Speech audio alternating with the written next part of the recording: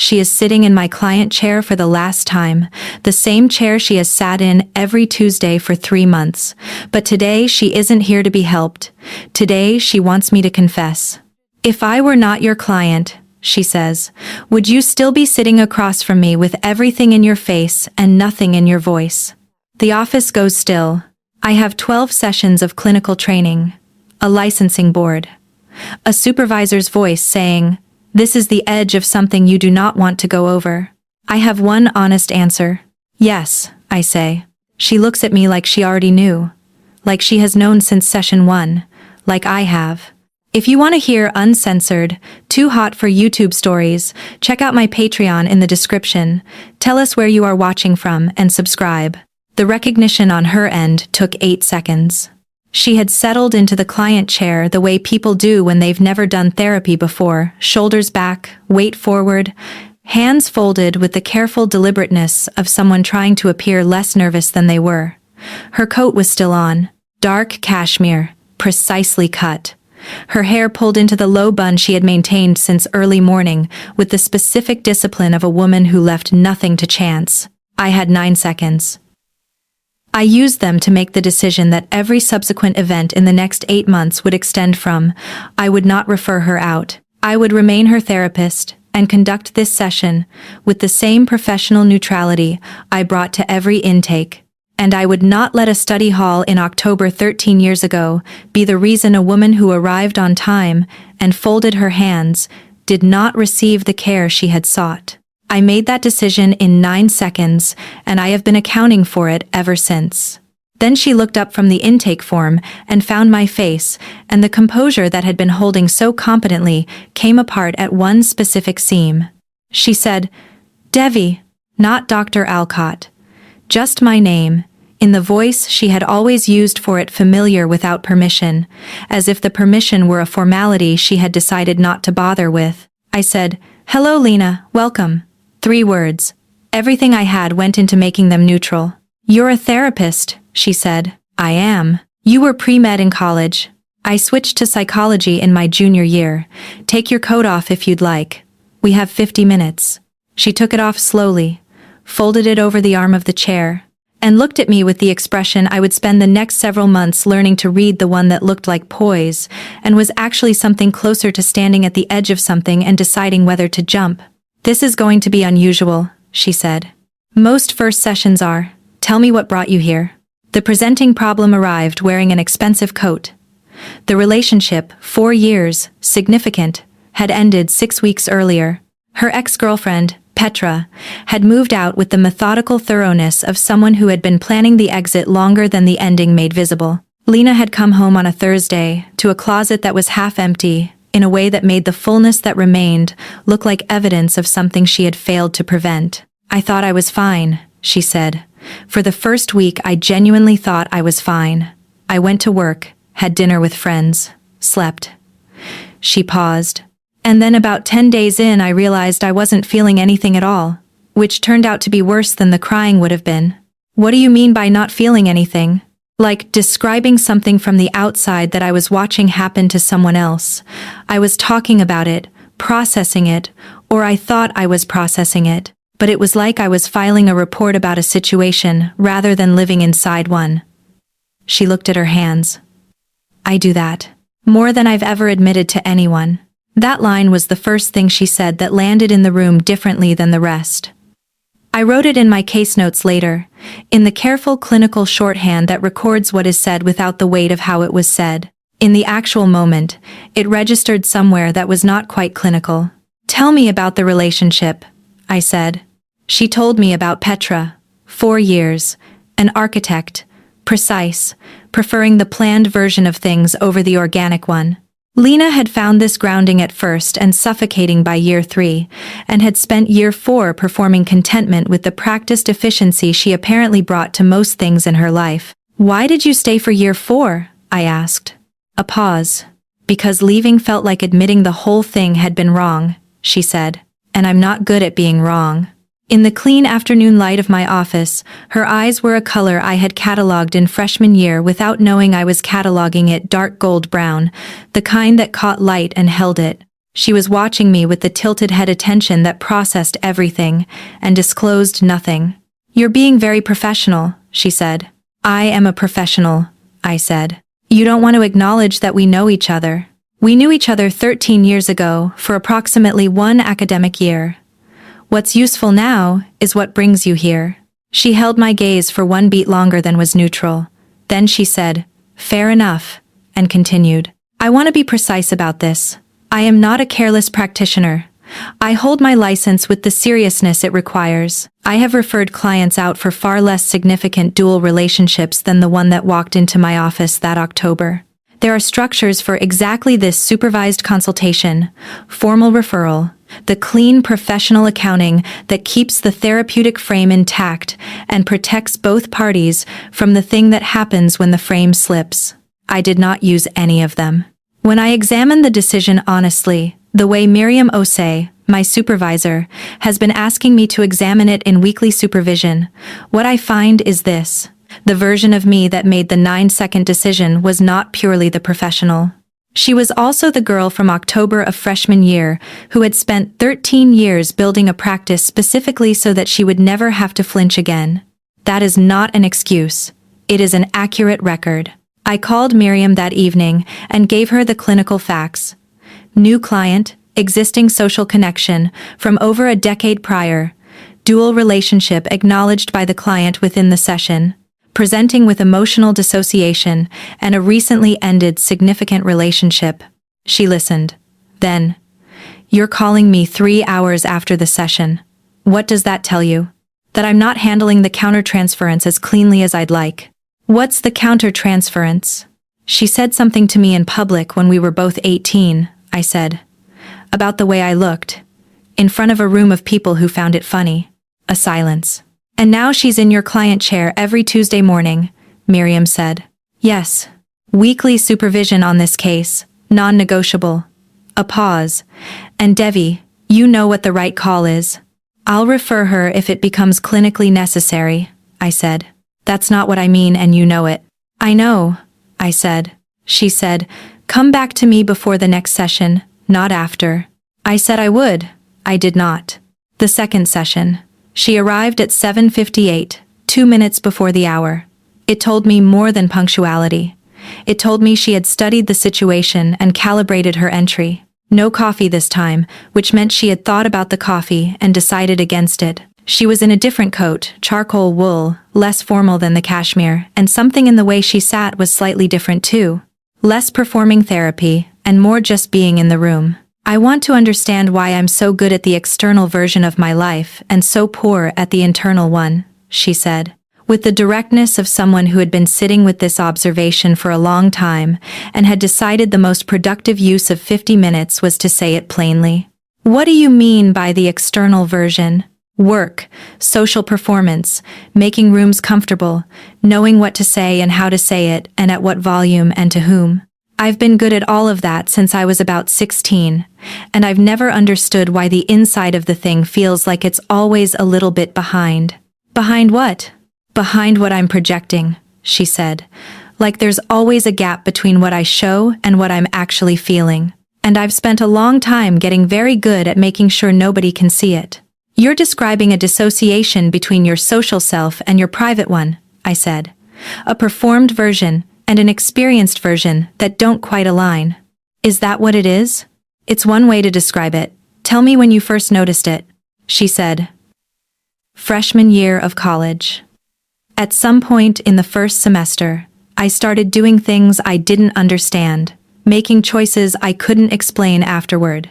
And I got very good, very fast, at covering for them. What kinds of choices? Social ones. The kind that look like confidence from the outside and are actually something else from the inside. What are they from the inside? A long pause with real content in it. "Fear," she said. "The ones I don't understand are always fear." I wrote it in the case notes. I looked at it for a while before I moved on to the next client.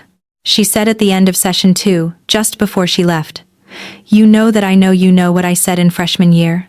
I said, "This isn't the context for that conversation." She said, "I know. I just wanted to say that I'm not pretending."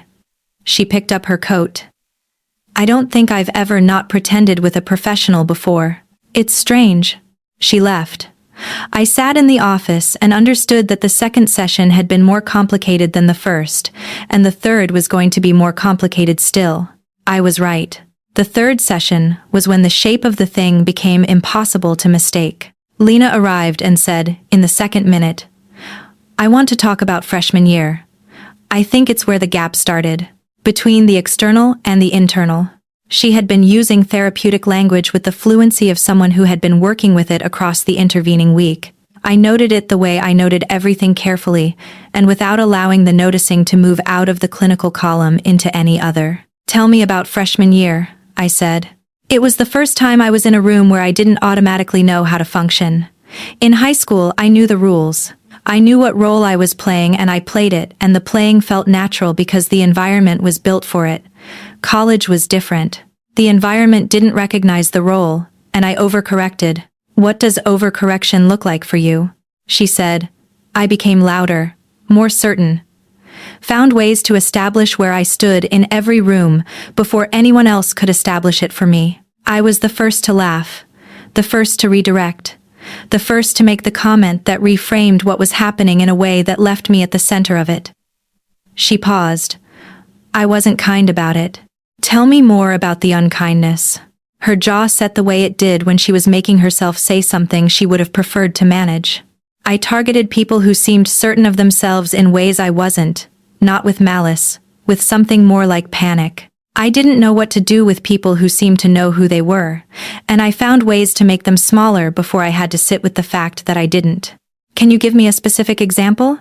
The silence that followed was the longest of any in 3 sessions, full, not empty, the kind of silence that is itself a form of content.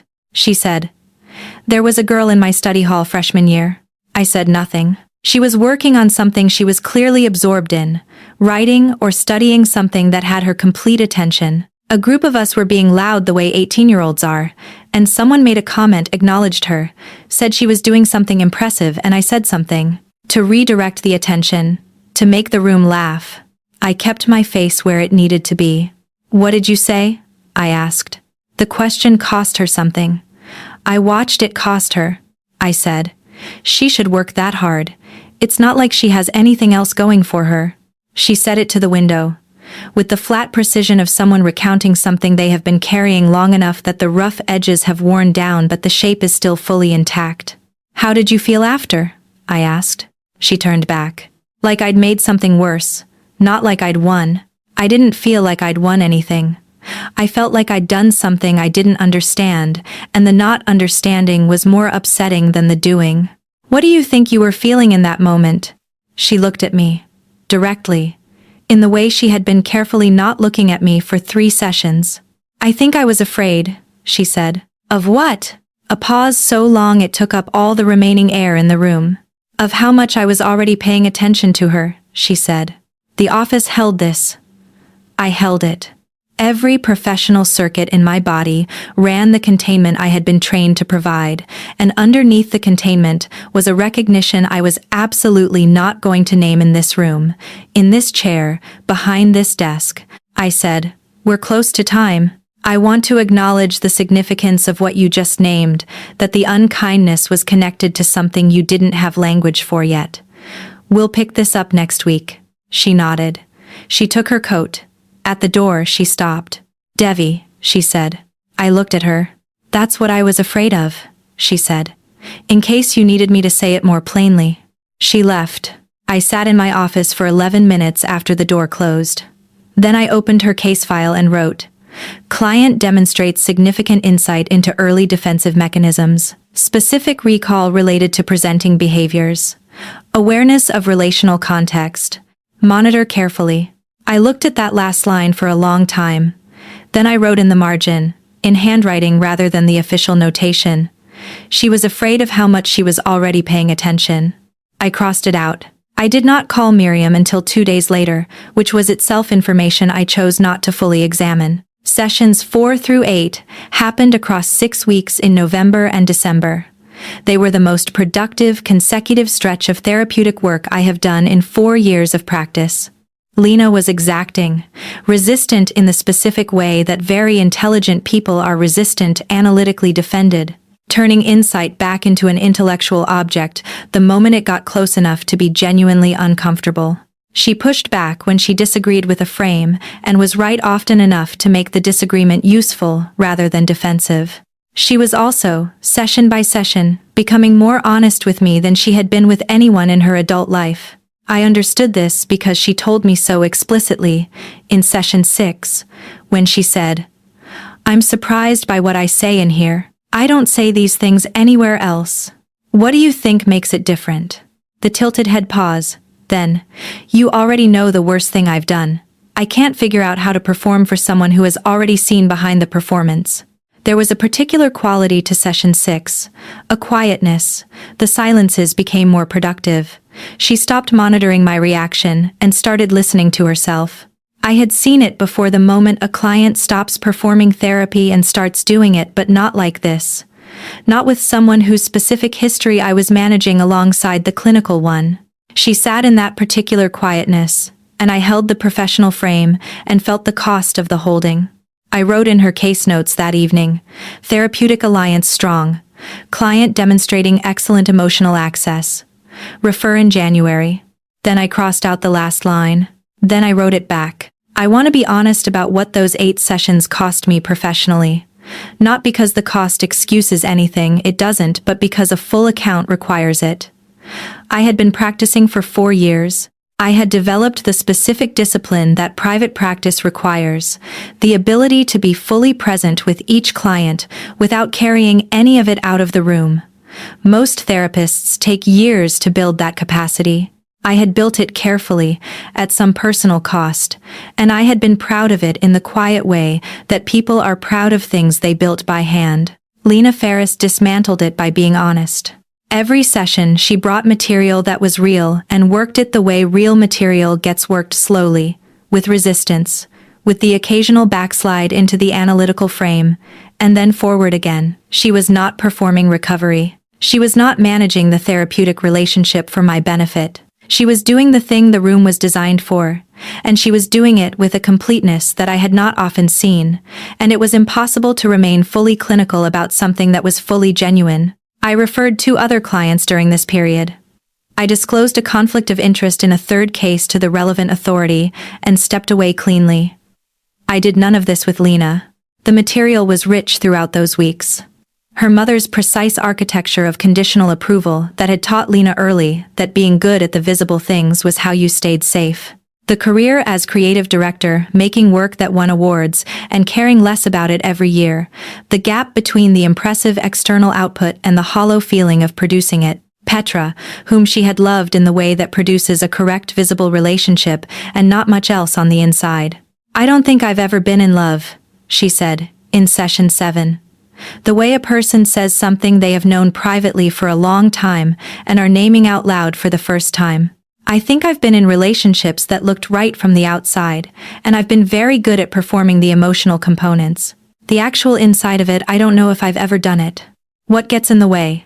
I think I only want the version that scares me. And anything that scares me, I cover. All the versions of what I described in session 3. What would it look like to not cover?" A very long pause. "Like this, probably," she said. And she looked at me with the gold brown eyes and the composure that was becoming more honest every week, and I wrote it in the case notes and did not cross it out this time. In session 8 she mentioned a friend, Quinn Vale, a journalist she'd known since her late 20s, the kind of friendship that had survived because Quinn was constitutionally incapable of letting Lena manage her.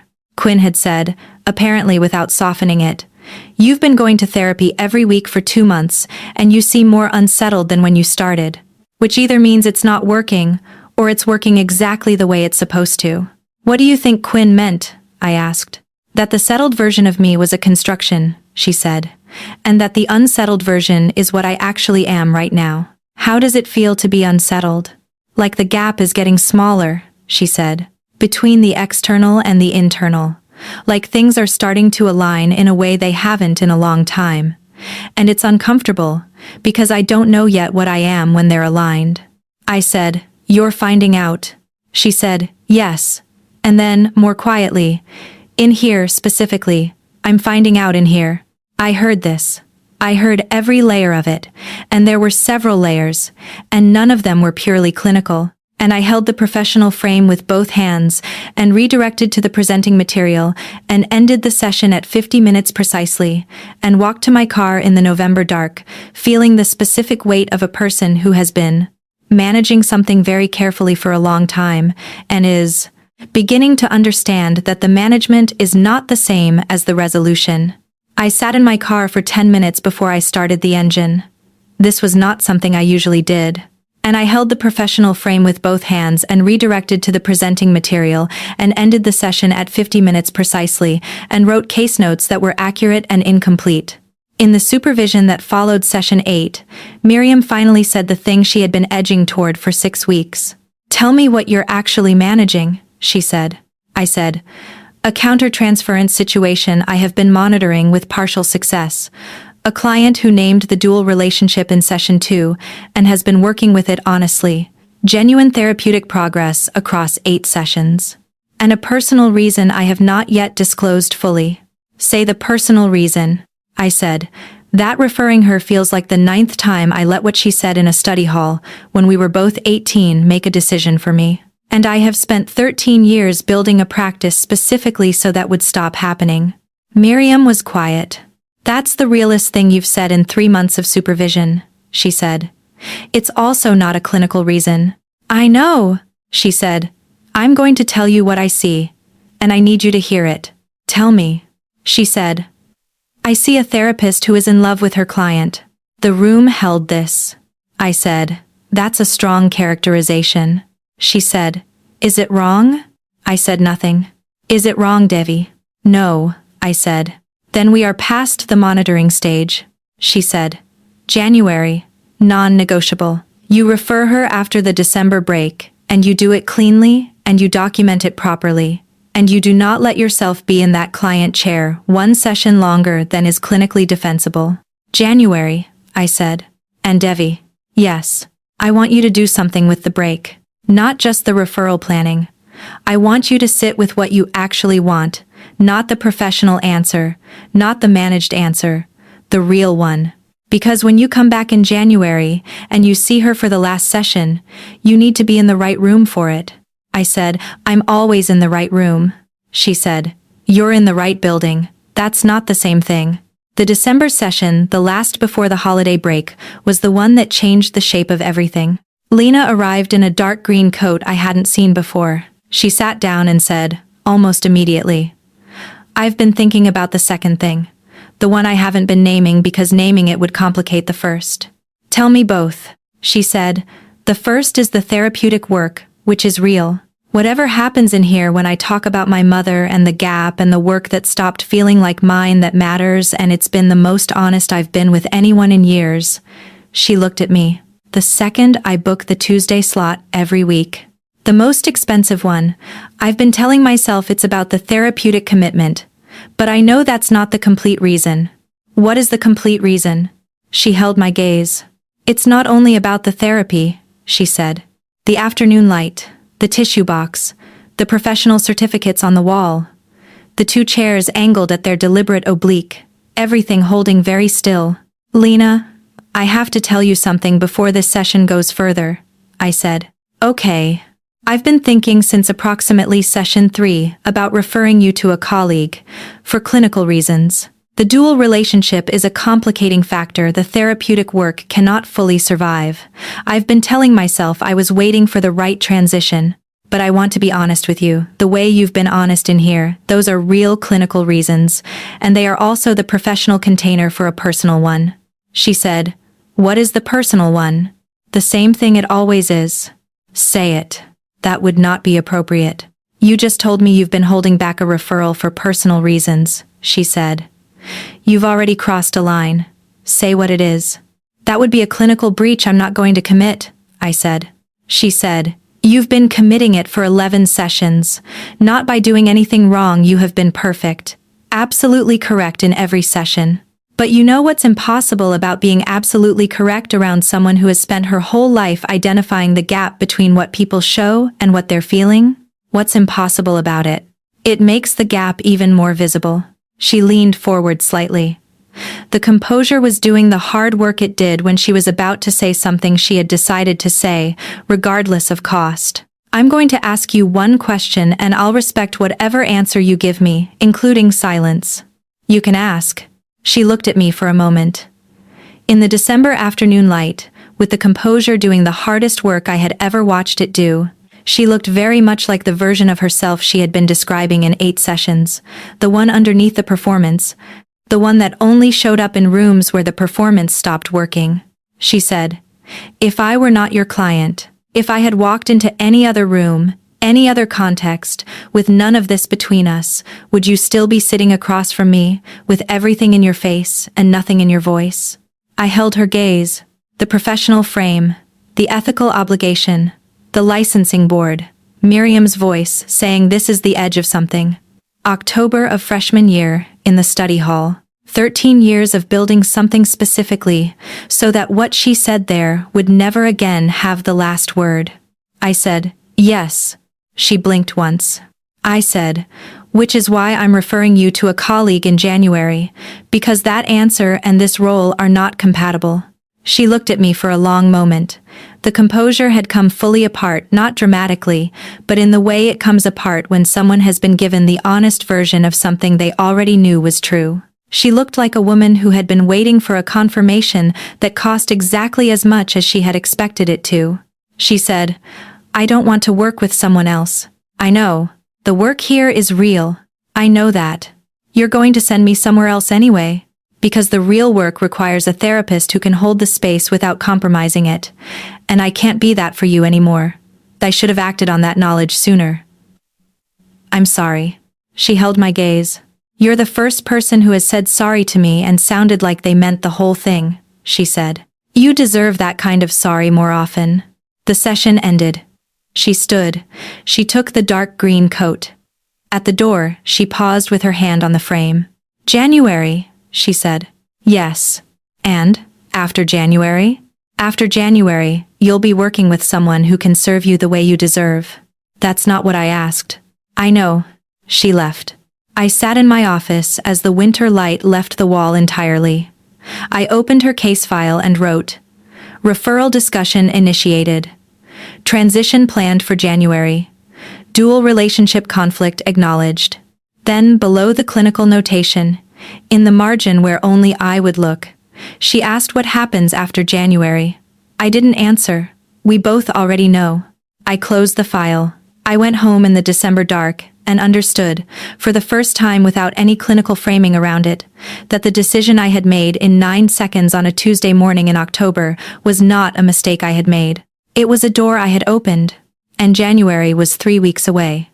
And she had asked what happens after. And I had said I know instead of answering, which was its own kind of answer. I turned off my office light. I walked home. I thought about the study hall and the dark green coat and the almost smile in session 6 that I had written in the case notes and crossed out, and I understood something I did not want to understand, which was that the 13 years and the practice and the credentials and the case notes were not walls I had built against what she had said in that hallway. They were the form the answer had taken. She had said I should try harder, and I had, and this, right here, was what trying that hard looked like. I had built a practice on the belief that being seen without flinching is the most valuable thing one person can offer another. I had built it out of the specific wreckage of that October afternoon, out of the certainty that what she said would not be the last word about what I was worth. And now she was sitting in my client chair every Tuesday morning at 8, doing the most honest work of her adult life, and saying it was not only about the therapy, and I was holding the frame and saying I know, and not saying the other thing, the true thing underneath the clinical one. The door was already open. I had opened it in 9 seconds on a Tuesday morning in October, and had been standing in it ever since, neither fully inside nor fully out, conducting therapy with one hand and holding the frame with the other, and telling myself this was the same as being in the right place. Miriam was right. I was in the right building.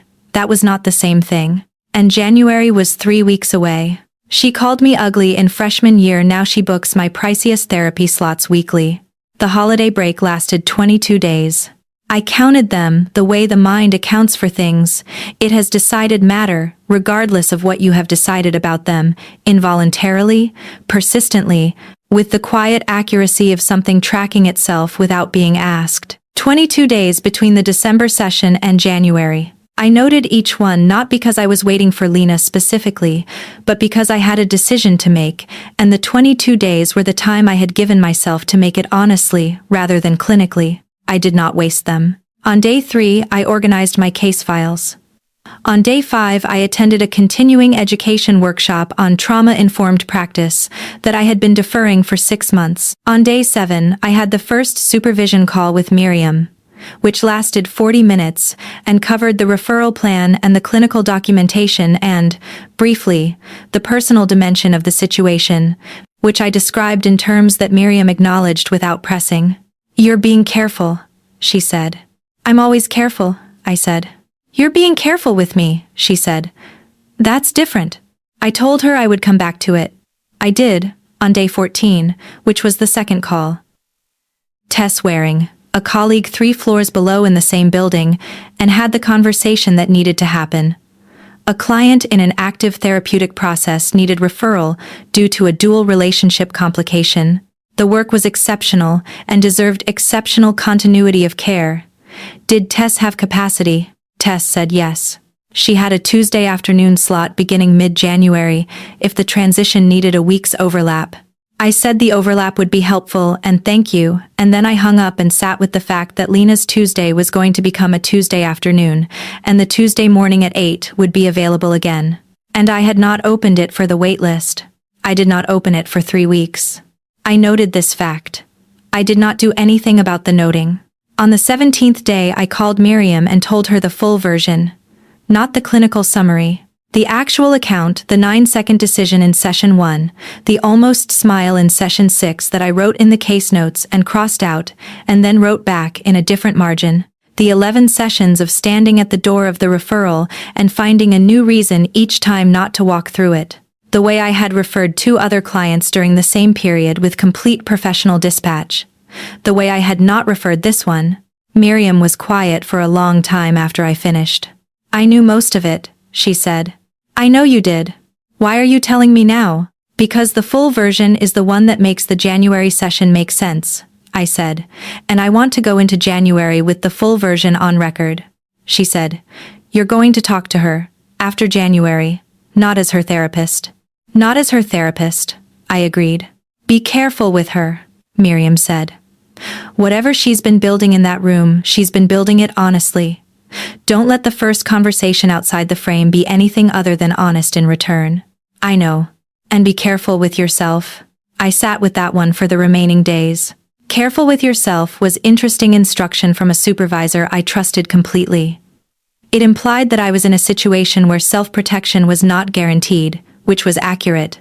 It implied that what I felt was real enough to damage me if it went wrong, which was also accurate. It implied that Miriam, who had been in this profession for 27 years and had seen every version of every clinical situation, was not telling me to stop. She was telling me to be careful, which was, in its own way, the clearest thing she had said to me in 3 months of supervision. The 22nd day arrived, January. Cold in the specific way of a new year, that provisional coldness, the kind that exists before winter, has committed fully to itself. I arrived at the practice at 7:15, unlocked the office, turned on the lamp, arranged the chairs at their deliberate angles, winter morning light through the window, the tissue box on the side table, the professional certificates on the wall. I sat in my chair and waited. She arrived at 7:58. She was in a navy coat I hadn't seen before, collar open despite the January cold in the way people leave collars open when they have decided something and are not interested in protective layers. Her hair was down. It was the first time in 12 sessions I had seen her hair down. Every previous Tuesday she had arrived with the low bun precisely maintained, and today it was simply loose, falling to her jaw, slightly wavy from being pinned all morning and now released. I understood this the way I understood all the small, deliberate things she did, fully, and with full awareness of what the deliberate meant. She came in, she sat, She looked at me across the client chair, and the professional desk, and the tissue box, and all the structures of the therapeutic room. And in her eyes, there was the particular quality of someone who has been thinking hard for 22 days and has arrived, finally, at the thing they came to say. "Is the referral still happening?" she asked. "Yes." She nodded. One small nod. The composure was back today, not as armor. I now understood the difference, but as structure. She was holding herself together, not to hide from me, but to stay in the room long enough to say what she had come to say. I told her about Tess, the clinical profile, the approach, the specific areas of practice that mapped onto the work Lena had been doing across 12 sessions. I told her about the Tuesday afternoon slot. I told her why I had chosen Tess specifically. She was excellent. She was in the same building, so the physical continuity of the space would be preserved, and I had sat with the choice long enough to make it as carefully as it deserved to be made. "You chose carefully," Lena said. "You deserve someone who was chosen carefully." She held my gaze. The composure held. The thing underneath it was visible, but she was not going to let it run the session, which was its own form of respect for the container that had held both of us across 12 weeks. "I want to say something before we close this," she said. "Okay. About freshman year. The full version. Not the clinical account I gave in session 3. The one for this room, for the last thing that happens between us in here." "Go ahead," she said. "I saw you before I said it. I want that to be the first thing I say, because it's the most important thing. I had been watching you for weeks before that afternoon. The way you worked, the way you were so completely inside yourself, like you knew exactly who you were and were just going about being that person without performing it, without checking to see whether the room was tracking you, without any of the maintenance that I was already spending most of my energy on." She stopped. Her throat moved. She gathered something. I was 18 years old and I had spent my entire high school career learning to perform the version of myself that got the room, that got the approval, that got the result. And you were just in the room being yourself, and I had no idea what to do with that. I didn't have language for it. I didn't have a framework for it. I just had this awareness that was too large and too specific, and I didn't know what it meant. I said nothing. I held the space the way the space needed to be held. "So, I made you smaller," she said, in the ugliest way available to me. I said the thing in public that would make the room laugh, because making the room laugh was the only tool I had for situations where I didn't know what I was feeling. And I have spent 13 years not saying this to you, because there was no context in which saying it was possible. I couldn't call you. I couldn't write you. I didn't have a way to get this to you. Until I walked through this door. She looked at me. "And I'm sorry. Not the general version, the specific one. I said something that told you the room had already measured you and found you wanting, and that was a lie. And I knew it was a lie when I said it. I was afraid of how much room you took up in my attention, and I tried to make you smaller so I could breathe. And that was a coward's move, and I have known it was a coward's move every day since, and I'm sorry." The office held this with all of its professional apparatus, the certificates, the tissue box, the chairs at their deliberate angles. None of it adequate for the weight of what had just been said in it. I said, "I hear you." She said, "Is there anything you want to say back?" I looked at her for a moment. The office was doing what offices do when something significant has been said in them. It was simply holding it, with the same steady professional capacity it brought to everything. The tissue box. The certificates. The afternoon light through the window. None of it had changed. All of it felt different. I said, "In my capacity as your therapist, what I want to say is that this acknowledgement is a significant part of the work you came here to do. The fear underneath the unkindness, the awareness you didn't have language for at 18, that's the thing you take to Tess and keep working with. It's real, and it matters." She held my gaze. "And outside that capacity?" A pause. "Outside that capacity," I said. "I heard it. I've heard it. And it matters in ways that are not clinical." She let out a breath. Not relieved. Just present. The kind of breath that happens when you have been holding something for a long time and have finally set it down in the right place. "Tess has a Tuesday afternoon slot starting the week after next," I said. "I'll send you her contact information today." "She's expecting your call," she said. "The Tuesday morning slot." "Yes? Is it going to someone else?" A pause. "Not yet," I said. She held my gaze for one measured moment. "Okay," she said. She stood.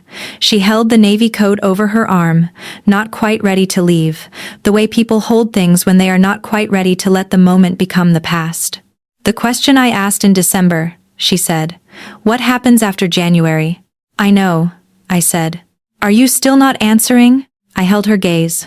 "Come back to this building in a month," I said. "Not to the 4th floor. There's a coffee place on the ground floor. Meet me there." Something moved across her face. Not the managed version of a reaction. The actual version, the one she had been letting me see more and more of since session 3. "As?" she asked. "As two people who went to the same university 13 years ago and have things to say to each other that have nothing to do with the clinical relationship," she said. "A month. You'll have had 3 sessions with Tess by then. The therapeutic relationship will be fully transferred. No dual relationship complication," she said. "You've thought about this." 22 days, I said. The corner of her mouth did the thing, the involuntary thing, the one I had written in the case notes and crossed out. "I'll see you in a month," she said. She left. I opened her case file for the last time. I wrote, "Therapeutic relationship formally closed. Client transferred to Dr. T, wearing with full clinical continuity documentation. Dual relationship conflict, resolved through appropriate referral process. Client demonstrated exceptional progress across 12 sessions." I looked at what I had written. I added, "This was the right call. It should have been made earlier. It was not. That is the accurate account." Then, below it, in the margin, "The work was real. The care was appropriate. Whatever comes next is a different category of thing." I closed the file. I called Miriam. I told her about the session, the apology, the specific version of it, the freshman year account given in full without the professional framing. I told her what I had said in response, both the therapeutic version and the outside that capacity version. I told her about the coffee place. Miriam was quiet for a moment. "Is this you being careful?" she said. "This is me being honest. The therapeutic relationship is over. The accountability is documented. What happens in a month is a different category of thing, and I am treating it accordingly." She said, "No, it isn't a clinical situation." "No. Are you ready for it?" "I don't know," I said. She said, "That's the realest thing you've said to me in 2 months." I said, "I know," she said. "Go home, Devi." I went home. The month had its own texture. I want to describe it accurately because the month was not nothing. It was not a holding pattern or a waiting room. It had shape and content, and it taught me things I needed to know before the coffee place on the ground floor. The practice continued. New clients, ongoing clients, the particular rhythm of a Tuesday morning that no longer had an 8 o'clock in it. The absence of the 8 o'clock was noticeable in the way that absences are noticeable when something has been part of the room's texture long enough to change the room by being in it. I noted it every Tuesday. Lena had her sessions with Tess. I know this because Tess sent me a brief clinical acknowledgement standard practice when accepting a transferred client that said the transition had been smooth and the client had engaged with the new therapeutic relationship. Immediately, and with significant openness, that was Tess's clinical language for someone who arrived at session 1, having already done 11 sessions of real work and was ready to continue without rebuilding the foundation from scratch. I was glad for this. Genuinely, uncomplicatedly glad the work I had started with Lena was being continued by someone who could continue it without the dual relationship complication, and that was the right outcome. The clinical column was full and clean and correct. The other column was full of the specific quality of a month that had 22 days at the end of it and a coffee place on the ground floor of a building I had been walking into 5 days a week for 4 years. On a Thursday in the 3rd week, I received an email from an address I didn't recognize with a name I did. Quinn Vale, Lena's journalist friend, the one she had mentioned in session 8, who had said that being more unsettled meant therapy was working. 3 sentences long. She didn't ask me to write this, and she doesn't know I am. She just wanted to tell someone who might be in a position to need to hear it that Lena was doing the best work of her life right now, and also that she talked about me the way she talked about the things she was actually afraid of, not at all, and constantly. I read it 3 times. Then I wrote back, "Thank you. I appreciate you saying so. Then I told Miriam. Miriam said, not at all, and constantly. I said, yes. She said, are you scared? I said, yes. She said, good. That means it's real. I had not been scared of very many things since October of freshman year, when the person across the study hall had said what she said, and I had decided, without quite knowing I was deciding it, that I would build something specifically resistant to fear. I had done that. 4 years of practice, the certificates on the wall, the Tuesday morning slot that had been mine to assign and that I had not assigned. Being scared again was not comfortable. It was, however, as Miriam implied, the right sign. I want to be precise about what those 22 days produced, because the production matters for what came after. I did not spend them in romantic anticipation. I spent them in the particular work that people who have been managing something clinically for too long have to do when the clinical management is removed. I sat with what I actually felt, without the professional container, and I accounted for it honestly. What I felt was this.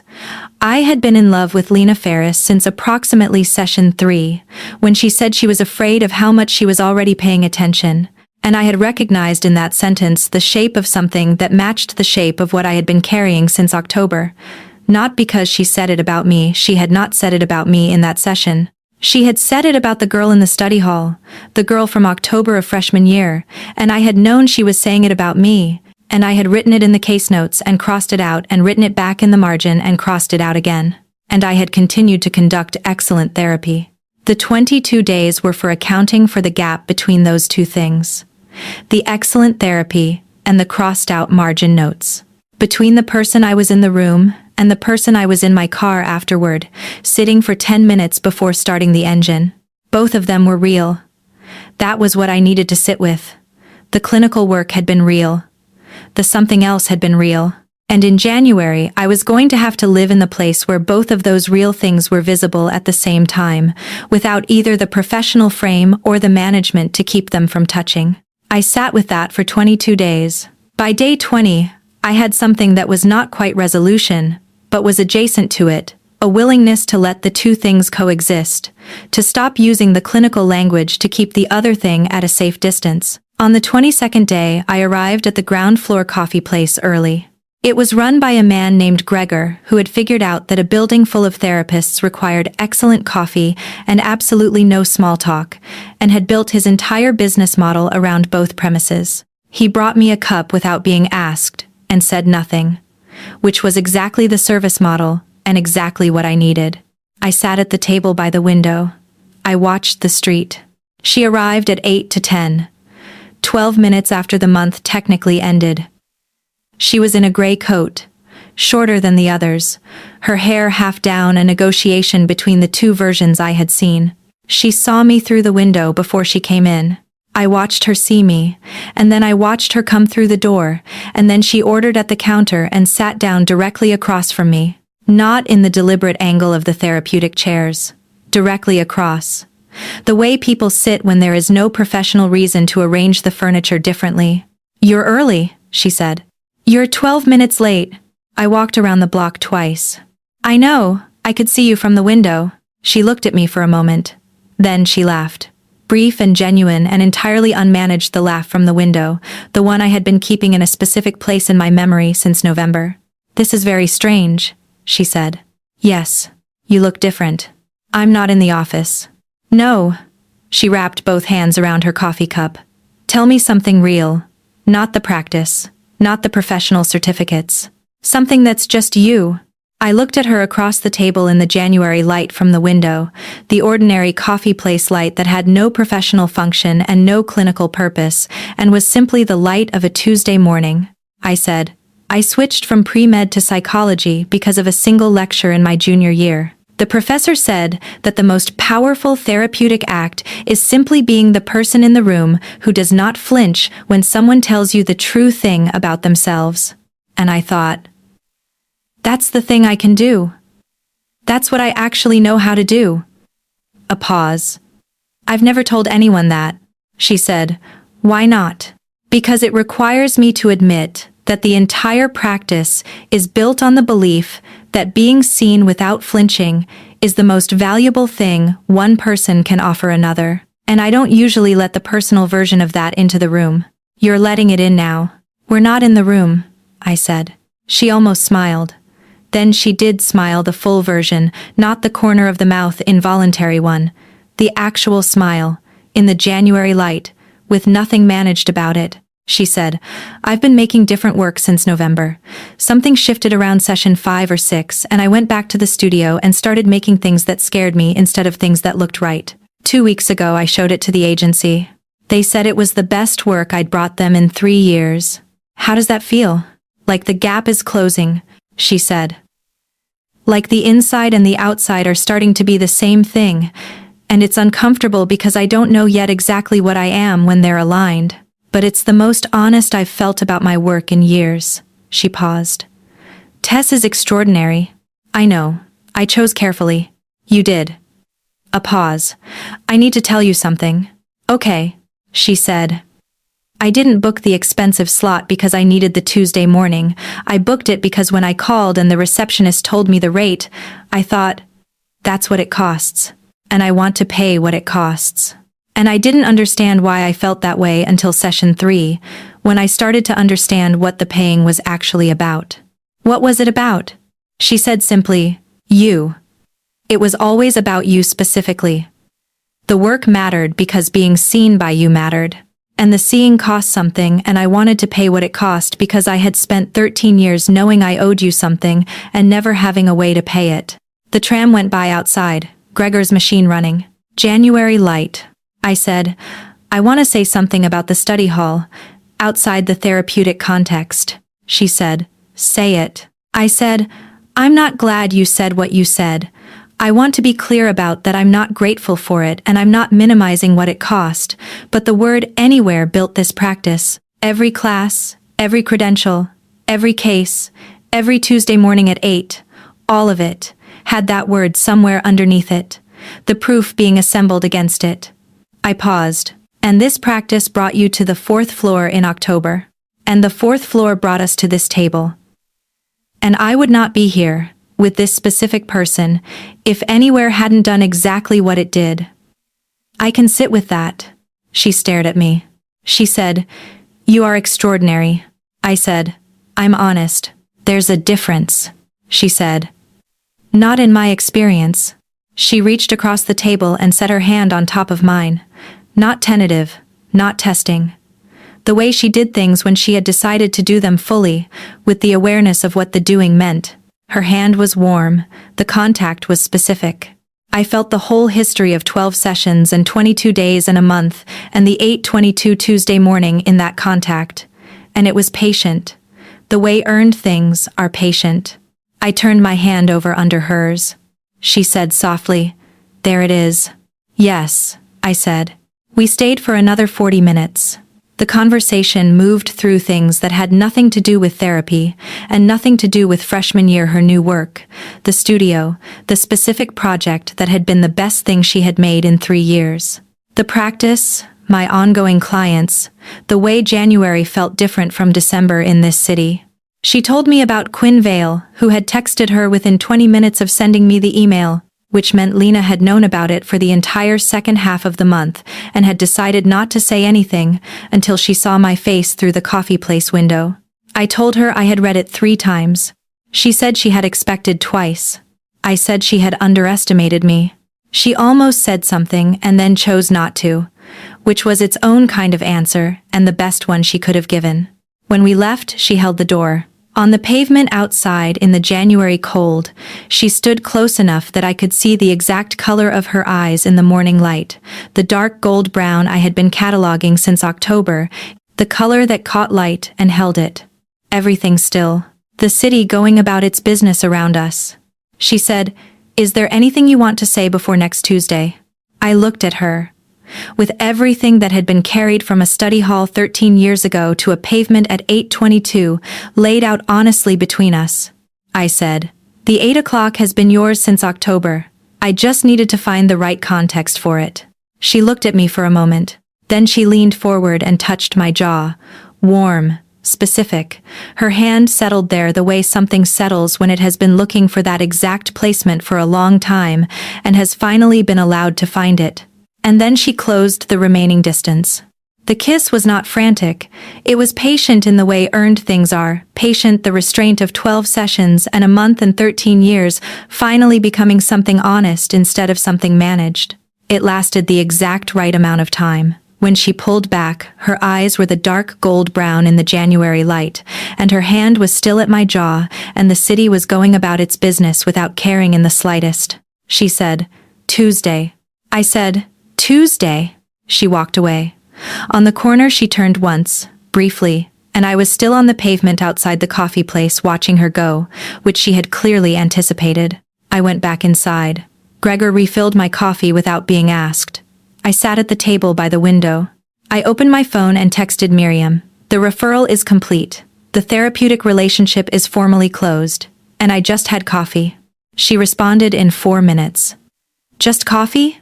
I said. "It was a very good cup." She said, "Devi." I said. She touched my jaw and kissed me on the pavement outside, and I am sitting in the coffee place trying to be a composed professional, and I am not fully succeeding. She said, "Good, that's the right amount of not succeeding." I put my phone down.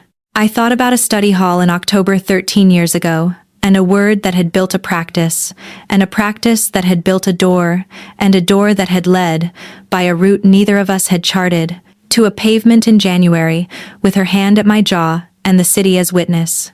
I thought about the Tuesday morning slot that had been closed for 6 weeks and was now not closed, in the specific and particular way of something that has found its right purpose. I thought about the note I had written in the case file and crossed out.